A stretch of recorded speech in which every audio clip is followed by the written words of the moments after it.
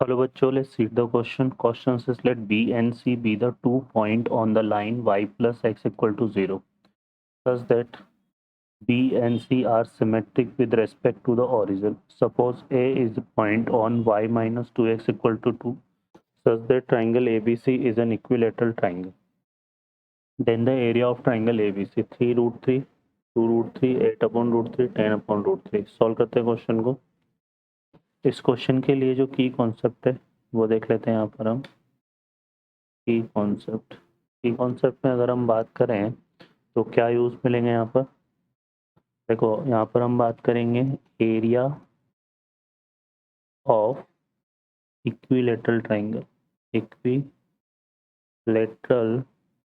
Angle तो ये हमारा होता है h स्क्वायर बाई रूट 3 है ना. यहाँ पर h क्या है, h है हाइट ऑफ ट्राइंगल है, हाइट ऑफ ट्राइंगल.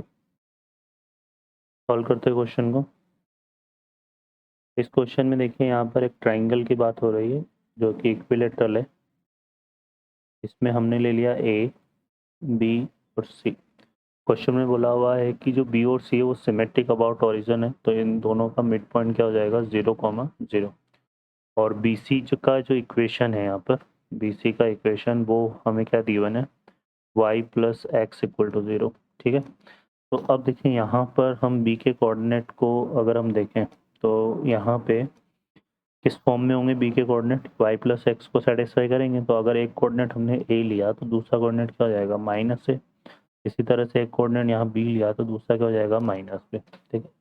अब बी और सी का मिड पॉइंट चूंकि ओरिजिन है तो यहाँ पर हमारे पास क्या आएगा a plus B by 2 equal to 0. तो यहाँ से कितना आ जाएगा a plus B equal to 0. तो यहाँ से b की वैल्यू क्या हो जाएगी माइनस है. तो जो c के कोऑर्डिनेट को अगर हम a की फॉर्म में लिखेंगे तो माइनस a कोमा a आएगा.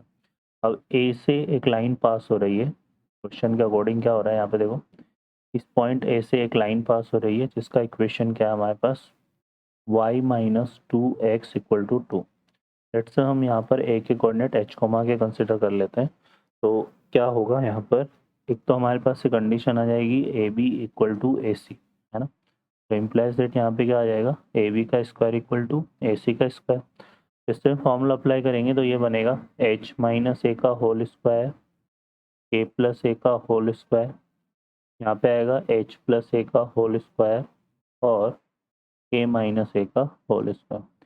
ओपन करेंगे तो एच स्क्वायर कैंसिल हो जाएंगे, के स्क्वायर कैंसिल हो जाएंगे और इधर भी ए स्क्वायर कैंसिल हो जाएंगे. तो यहाँ से हमारे पास बनेगा 4ah equal to 4ah equal to 4ak है ना. तो यहाँ से h इक्वल टू क्या आ गया k. h equal to k को अप्लाई करते हैं यहाँ पर इस लाइन पर. तो यहाँ पर देखो क्या बनेगा, ये बन जाएगा h minus 2h equal to 2. So h की वैल्यू यहाँ पर कितनी आ गई -2. h की वैल्यू -2 आ गई तो a के कोऑर्डिनेट क्या हो गए -2 कोमा -2. ठीक है. अब a को हम m से ज्वाइन कर देते हैं. तो हमें पता है इस वर्टेक्स को मिड पॉइंट से ज्वाइन करेंगे तो इस ट्राइंगल की क्या आ जाएगी हाइट आ जाएगी. तो ये कितना आएगा अंडर रूट 0 प्लस 2 का होल स्क्वायर तो 4 और 0 प्लस 2 का स्क्वायर 4. तो ये कितना आ गया अंडर रूट 8 आ जाएगा. ठीक है.